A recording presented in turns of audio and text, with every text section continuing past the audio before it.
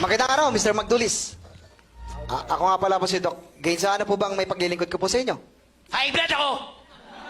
May tanong ko lang po ba, ano po ba yung kinakain nyo? Talbos na kamote!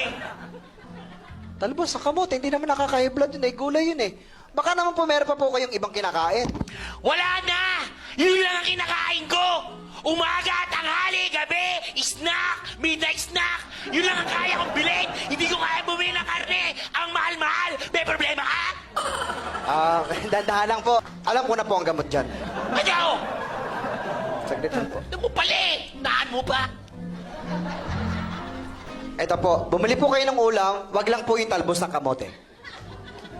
Ano pong pakiramdam nyo ngayon? Ang gaan ha? Makinig na po kayo. Di, wala akong nararamdaman. Ay, Salamat ha. ay oo naman po. Ayan, buti naman po. God bless.